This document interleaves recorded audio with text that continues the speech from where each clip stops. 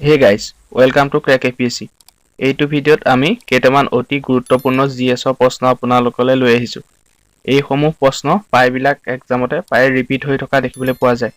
এইভাবে ভিডিঅ'টো আপোনালোকে ধুনীয়াকৈ চাব। আশা কৰো ভিডিঅ'টো আপোনালোকৰ এক্সাম প্ৰিপাৰেচনত নিশ্চয়কৈ সহায় কৰিব। First question, which article of the constitution deals with the definition of money bill? ইয়াৰ শুদ্ধ উত্তৰটো হৈছে আৰ্টিকল 110। আৰ্টিকল 110ত মানি বিল সম্পৰ্কে উল্লেখ আছে। Next question, which of the following article direct the state government to organize village panchayat? ইয়াৰ শুদ্ধ উত্তৰটো হৈছে আৰ্টিকল 40। আৰ্টিকল 40 অনুসৰি ষ্টেট গভৰ্ণমেণ্টক পঞ্চায়ত অৰ্গেনাইজ কৰিবৰ কাৰণে নিৰ্দেশ দিছে।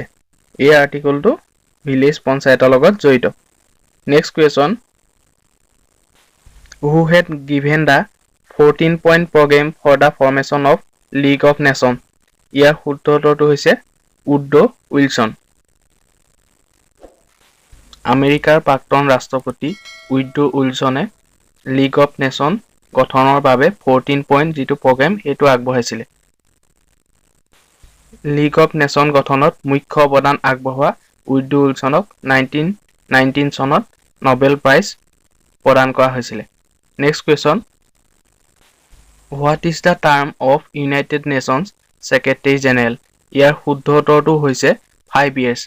ইউনাইটেড নেশ্যনছৰ ছেক্ৰেটাৰী জেনেৰেলৰ যিটো কাৰ্যকাল সেইটো হৈছে 5 years। ছেক্ৰেটাৰী জেনেৰেলজন হৈছে ৰাষ্ট্ৰসংঘৰ মুখ্য প্ৰশাসনিক বিষয়া। Next question, who among the following shell communicate to the president all the decision of the Council of Minister under Article 78? ইয়াৰ শুদ্ধ উত্তৰটো হৈছে প্ৰাইম মিনিষ্টাৰ।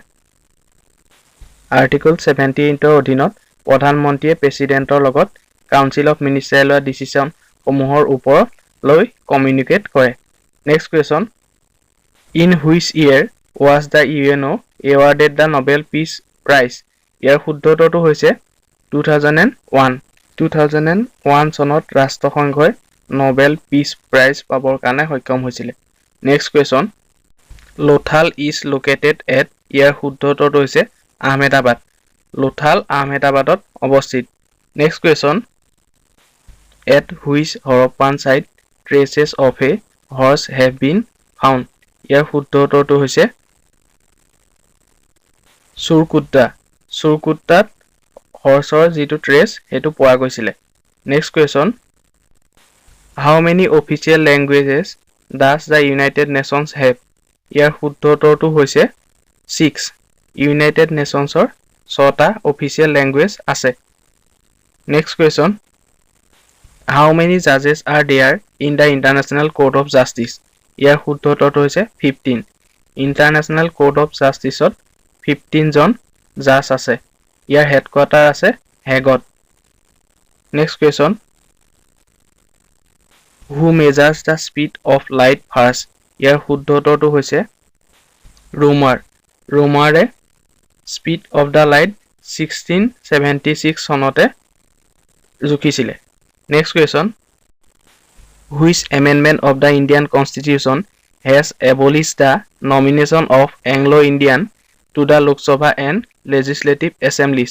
ইয়াৰ শুদ্ধ উত্তৰটো হৈছে 103rd amendment act.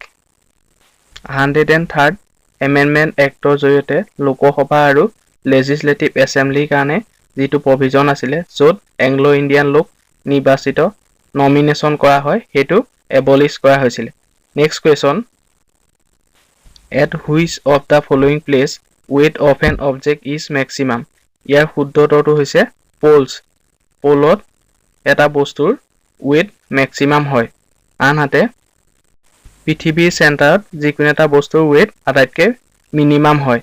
Next question, which among the following is also' called as lengthiest amendment to Indian constitution? ইয়াৰ শুদ্ধ উত্তৰটো হৈছে 42nd amendment act.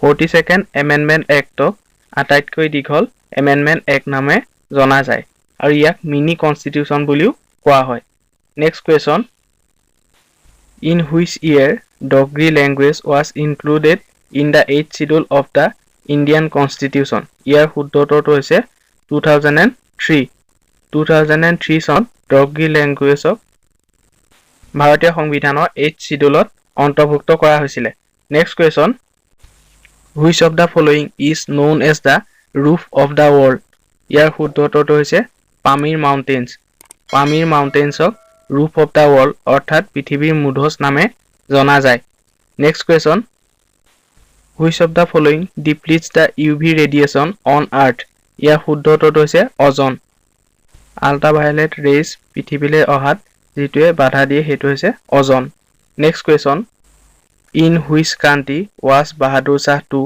exiled by the British after the end of War of Independence ইয়াৰ শুদ্ধ উত্তৰটো হৈছে Verma British চৰকাৰে বাহাদুৰ Shah II Verma দেশলৈ exile কৰিছিলে অৰ্থাৎ নিৰ্বাসন দিছিলে next question the ruler of which one of the following states was remove from power by the British on the pretext of misgovernance ইয়াৰ শুদ্ধ উত্তৰটো হৈছে অৱধ ব্ৰিটিছ চৰকাৰে অৱধৰ ৰজাক মিছগভাৰ্নেন্সৰ গইনা লৈ শাসনৰ পৰা ক্ষমতাচ্যুত কৰিছিলে next question who is the founder of Bharat Naujawan Sabha ইয়াৰ শুদ্ধ উত্তৰটো হৈছে ভগত সিং ভাৰত নৌজৱান সভাৰ ফাউণ্ডাৰ আছিলে ভগত সিং এইটো এষ্টাব্লিছ কৰা হৈছিলে 1926 চনত next question who had murdered general Michael O'Dwyer ইয়াৰ শুদ্ধ উত্তৰটো হৈছে উধম সিঙে জেনেৰেল ডায়াৰক হত্যা কৰিছিলে যিজন অফিচাৰ জালিয়ানৱালাবাগ ট্ৰেজেডিৰ লগত জড়িত আছিল জেনেৰেল মাইকেল অ' ডায়াৰ জালিয়ানৱালাবাগৰ যিটো হত্যাকাণ্ড তাৰ লগত জড়িত আছিল ধন্যবাদ যদি ভিডিঅ'টো চাই ভাল পাইছে ভিডিঅ'টো এটা লাইক কৰিব আৰু কমেন্ট কৰি জনাব কেনেকুৱা পালে লগতে শ্বেয়াৰ কৰিবলৈ নাপাহৰিব আৰু চেনেলটো সাবস্ক্ৰাইব কৰি দিব আৰু কাষতে থকা বেল আইকনটো প্ৰেছ কৰি দিবলৈ নাপাহৰিব ধন্যবাদ